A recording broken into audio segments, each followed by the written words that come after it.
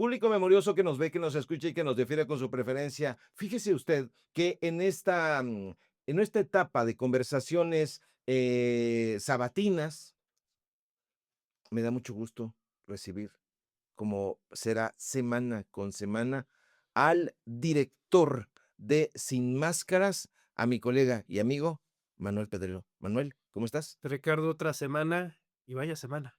Una semana fuertísima, Fuerte. muy fuerte, Manuel, porque arranca prácticamente Domingo. en domingo, la caída de uno de los líderes, criminales más más poderosos, pero al mismo tiempo menos conocidos. Hay como una especie de pléyade Ujú. de criminales que incluso podría, valga la comparación, llenar una especie de álbum, de santoral de criminales, pero uno de los personajes que más miedo daba era justamente Nemesio Oseguera, El Mencho. el Mencho. No Sí. se conocía mucho sobre su vida y obra. Yo creo que, bueno, de obra se conocía bastante, desgraciadamente, con lo sanguinario que sigue siendo el Cártel Jalisco Nueva Generación, pero en términos de clandestinidad, Ricardo, yo te diría que incluso un tipo más cuidadoso que el propio El Mayo Zambada.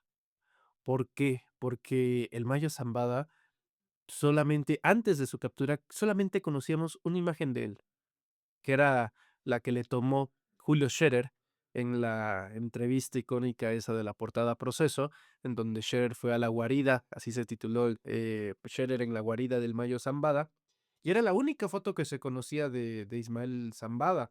Luego, ya en su captura, se le ve avejentado, se le ve a un hombre, pues, ya mayor, pero sus movimientos siempre fueron calculados en vía de que no se supiera en dónde estaba, no era mediático, no, a pesar de esa entrevista, no se le conocía de otra forma, a diferencia de los otros capos. Rafael Caro Quintero, bueno, había decenas de miles de fotos de Caro Quintero, las entrevistas que daba, lo mismo Joaquín Guzmán, que hasta se trajo a Sean Penn y a Kate del Castillo en esa infame episodio con los Rolling Stones, que incluso cedió sus derechos de marca para que en algún momento, si así lo decidiese Kate del Castillo o Sean Penn, pues le hicieran una película biográfica a Joaquín Guzmán Loera. En el caso de Nemesio Ceguera Cervantes, solamente conocemos una fotografía que ni siquiera hay que narrarla, ya todo el mundo sabe cuál es. Así es. Fíjate que es importante que arranquemos con el tema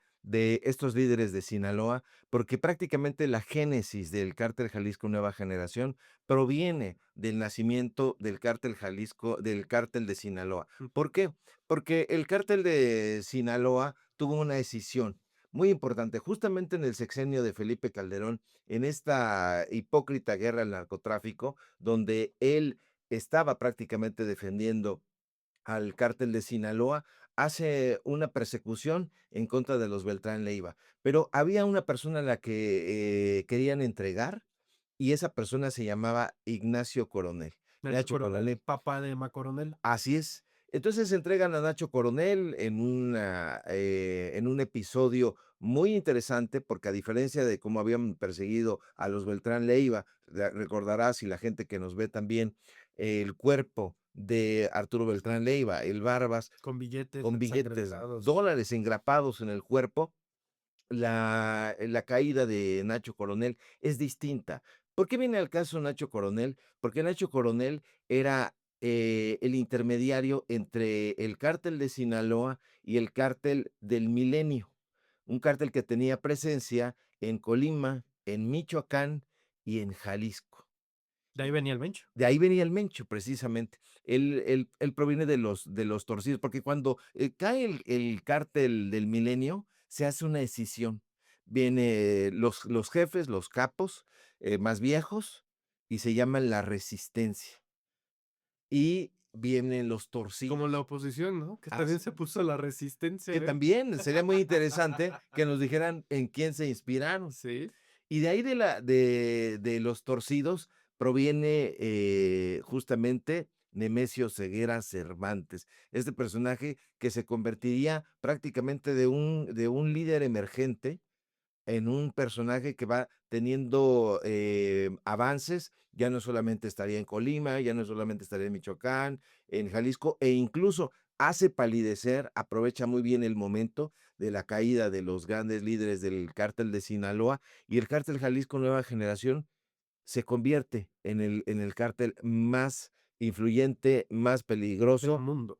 del mundo. Del mundo. Hay fíjate, l antes de la imagen del Mencho, el único recurso, ni siquiera audiovisual, solamente auditivo que se tiene registro del Mencho, es un audio que me gustaría ponerlo para contexto del público y de nosotros. A ver, vamos. Delta uno.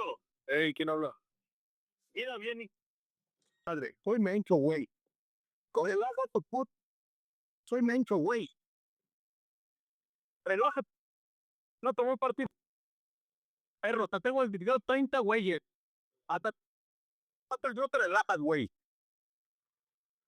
Vamos a ver. Ya está, señor, ahorita lo bajo. Oh, no, no, no, no, no cuelgues, hijo de la pinche caída de chapada, güey. Ah, no le estoy colgando, le estoy diciendo, te lo bajo. Póngate de la pila, güey. ¿Qué te cuesta ser amigo, cabrón? Y uno no se mete con usted. No, señor, ahorita yo te lo bajo. Pongan, mire, revírame la zapata, porque todos acá en mi lado son buenos de puerco. Ahí Nemesio Ceguera Cervantes estaría hablando con un comandante de la policía del estado de Jalisco. Apenas hace 2 días se descubre que Nemesio Ceguera tenía una narconómina en donde, oh sorpresa, había policías del estado de Jalisco. De Así Lemus sí, y de Alfaro. de Alfaro, de Lemus, y si me apuras, yo creo que, estaría también trabajando con cierto gobernador que fue ultimado justamente en Puerto Vallarta. Aristóteles Sandoval. Así es, Aristóteles Sandoval, y donde tenía, curiosamente, casualmente, ya ve cómo son las casualidades, uno de los lugares donde se escondía el Mencho. El Mencho tenía presencia en Puerto Vallarta, una presencia muy fuerte, por ser un lugar turístico, Ujú. precisamente.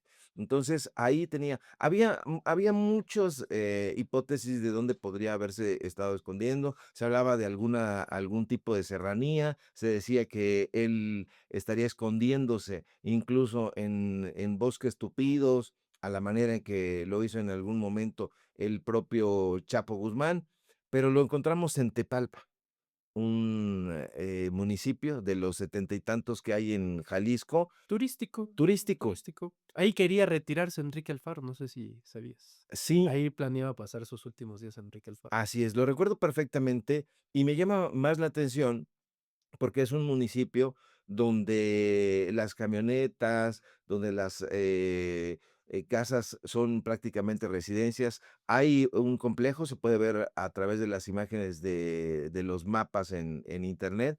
Hay, grandes extensiones de tierra que son, residencias, que son, privadas, y ahí tenía a la vista de todos, su escondite, Nemesio Ceguera. Me llama la atención que el presidente municipal de Morena no se haya dado por enterado que estaba ahí No, y escondiéndose. todavía sale una entrevista a medios a decir: "No, no, no, no, no, no, no", en una entrevista a decir: "Es que, yo quiero decirle a la población que el gobierno federal no nos avisó de este operativo".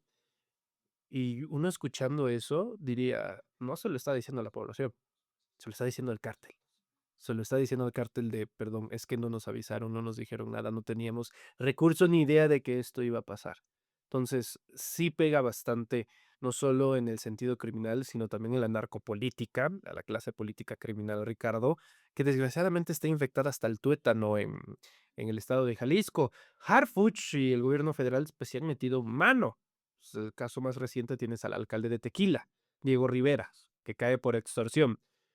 Pero viendo las cosas, Ricardo, estás hablando de la punta del iceberg, nada más.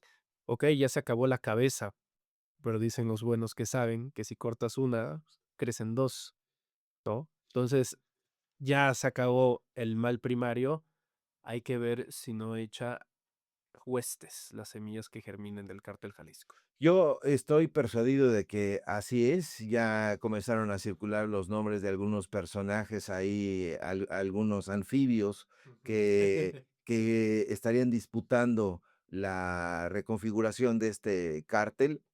A mí me parece muy importante, el mensaje que hace el gobierno federal a través de Omar García Harfuch, este operativo, que prácticamente yo no había visto un operativo, digamos, tan preciso como, fue este.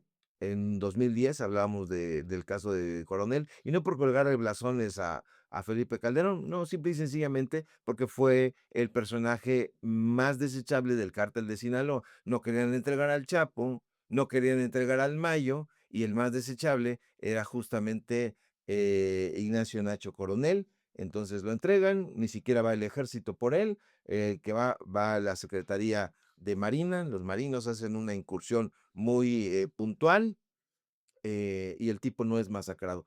No había visto yo una puntualidad, tan interesante. Desde luego, por el perfil de criminal que tiene este personaje, pues iba a haber una resistencia, iba a haber una respuesta y una respuesta bélica que, como dice el general Trevilla en la conferencia presidencial mañanera, la respuesta de ellos fue extremadamente violenta.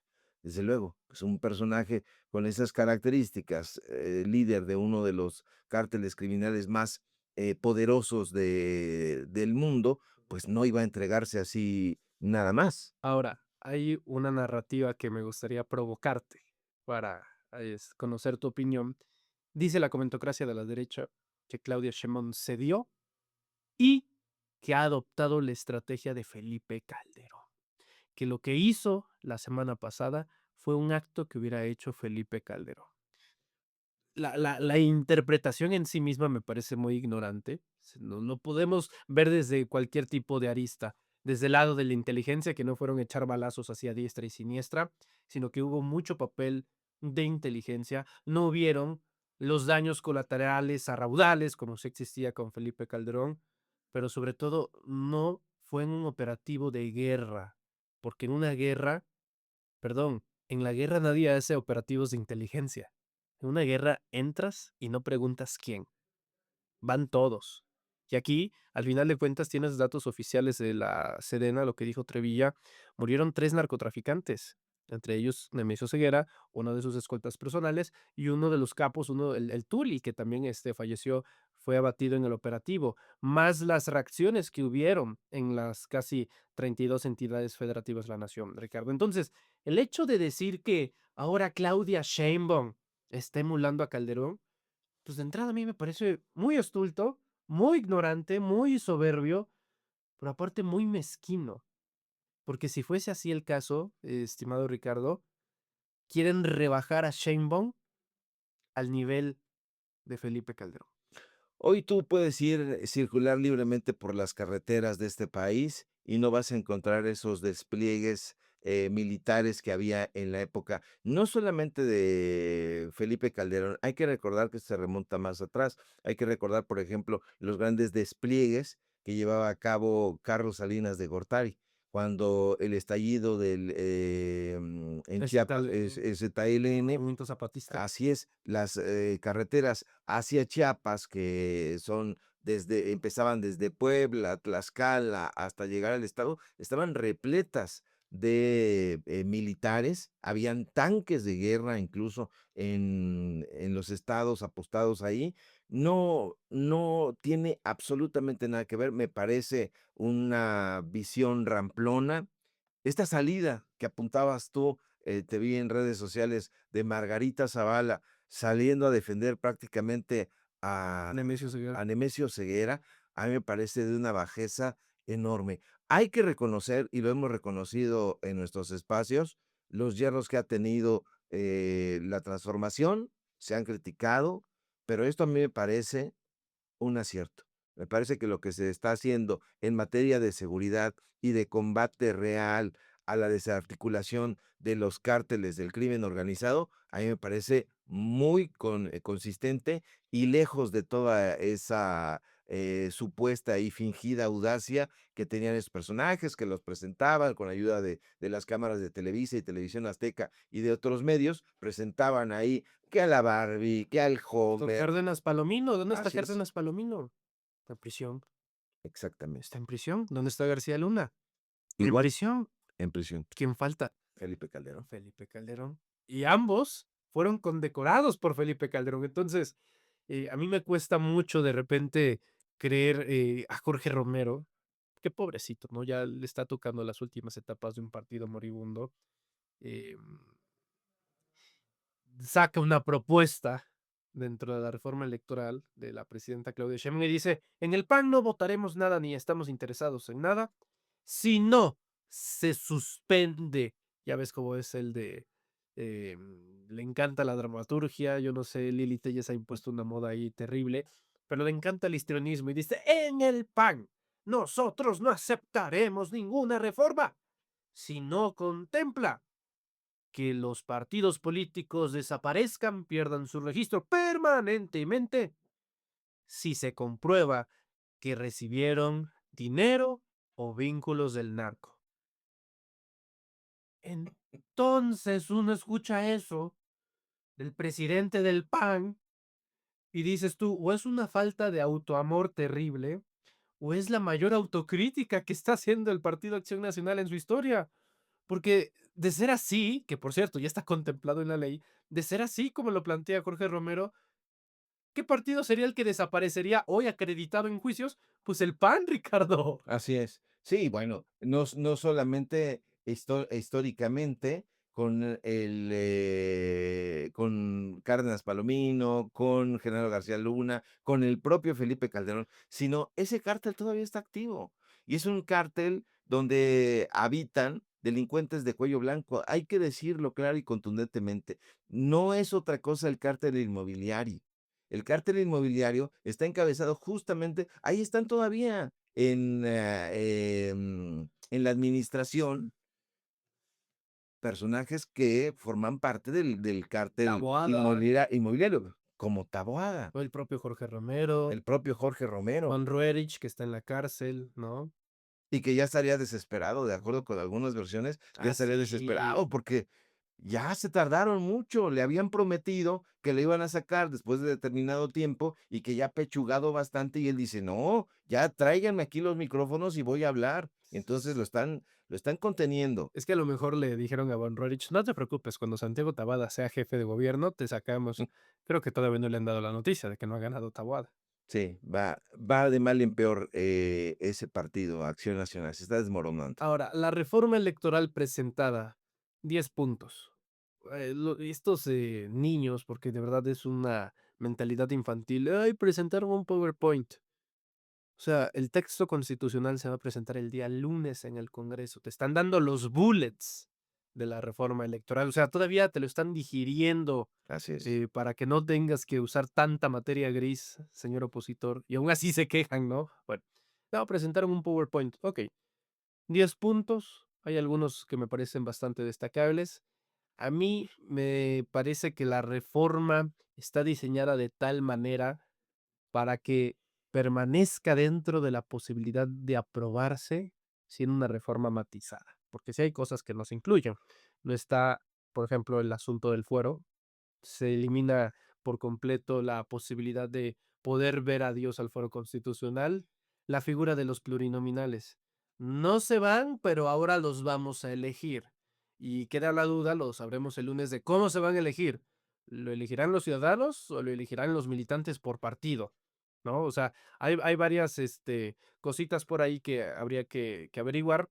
Pero de entrada, sí me parece una reforma electoral no deslactosada, pero sí muy matizada para que el PT y el Verde la aprueben, que aún así estando matizada, que no es una reforma electoral radical, Ricardo, no la quieren aprobar. No la quieren aprobar por algo que a mí me parece muy importante destacar, Manuel. El Partido Verde Ecologista y el PT, más allá de aplicarles el calificativo que sus críticos les han aplicado, que son partidos rémoras, la realidad es que son, diría yo, partidos palanca.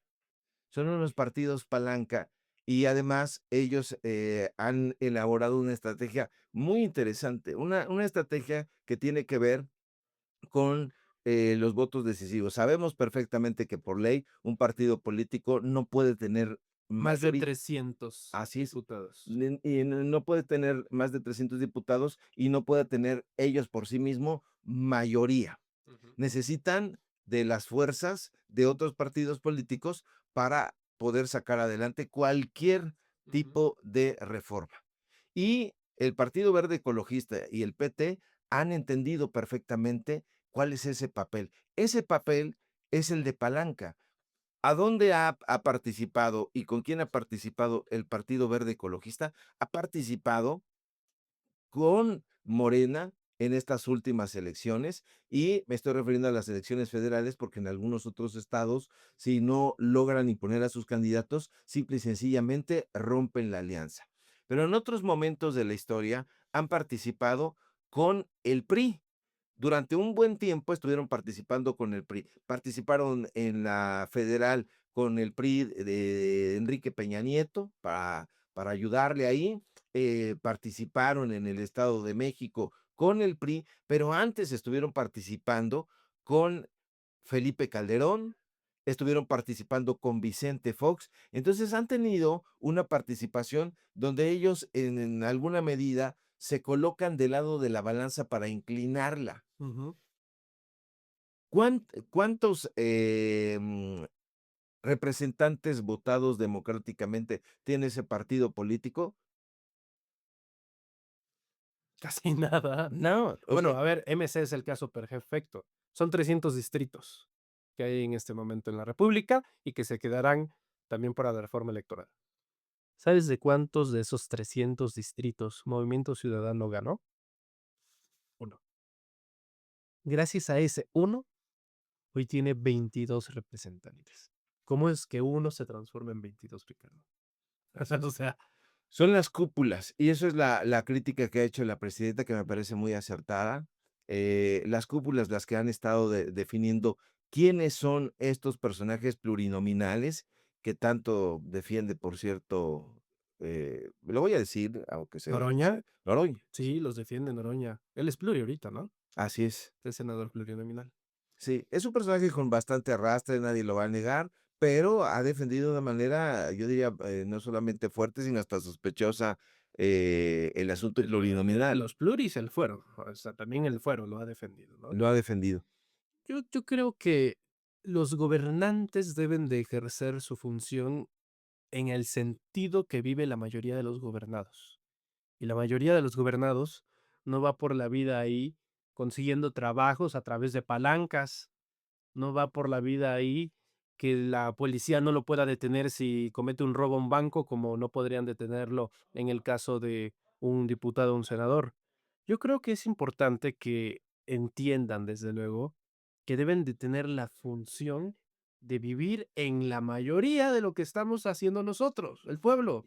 De lo contrario, no van a tener haciendo absolutamente nada, Ricardo. Sí, ya están prácticamente en el descrédito. A mí me parece que la presidenta ha hecho un cálculo muy interesante, porque en otros momentos estaban inclinándose por estas fuerzas. Están estos partidos, palancas, son aliados, pero me parece que al decir ella, ya no van los plurinominales, me parece que está trazando una línea en donde incluso la reaparición del Niño Verde, No, que ha bueno, dejado de ser en niño Palacio en Nacional. Palacio Nacional, Desagradable, desafortunado. muy desagradable, muy desafortunada, pero ¿qué va a defender el Niño Verde ahí? Pues a los pluris, no tiene otro objetivo. Ellos no quieren ganar, si han ganado gubernaturas, pues tienen ahí esos bastiones, pero no les interesa ir a ellos de ninguna manera por una presidencia. Lo único que quieren es obtener presupuesto, un presupuesto millonario a través de los plurinominales y de los gobiernos que logran tener, pero no, ellos saben perfectamente que no van por una, presidencia. Lo saben muy bien y han logrado un sistema que es un sistema de rémoras, es decir, y la presidenta me parece que ha dado ahí, en el clavo y les está doliendo mucho a estos partidos, que por cierto ha salido a decir el Partido Verde Ecologista que si votan en contra no son traidores. No son oportunistas en todo caso, ¿no? Son, yo Ah, diría, oportunistas y traidores. vendepatrias, es lo como lo calificaría un servidor. Querido Ricardo, ¿con qué cerramos? Manuel, creo que viene esta semana muy interesante. Vamos a encontrar la definición precisamente de estos partidos que se han disfrazado de aliados, que se han colgado de la transformación de México, y vamos a ver ahí si efectivamente les interesa o no el pueblo de México. Mi parecer es que no les ha interesado nunca, pero ellos con este tipo con lo que resuelvan en la semana venidera van a dejar al descubierto, con datos duros y sin máscaras, lo que realmente los anima. Muy bien, pues vamos a estar al pendientes y le agradecemos a usted que nos ve, que nos escucha, que nos haya acompañado a esta edición de un podcast que todavía no tiene nombre, ya lo vamos a estar resolviendo, se los prometemos. Y pues le agradecemos a usted que nos ve y que nos escucha. Gracias, Ricardo. No, gracias a ti, Manuel, no llores. No, Solamente me acuérdate. pongo a llorar. Sí, sí, sí, sí. Es que me acordé que, ¿qué vamos a hacer sin el PRI, amigo? ¿De quién nos vamos a burlar ahorita? O sea, Hay muchos burlables, mi querido Manuel, muchos, y están trazando la línea de la estulticia. No se le olvide, por favor, acompañarnos, darle pulgares arriba, suscribirse y compartirle este trabajo periodístico a todos con los que se encuentre y nos vemos la próxima.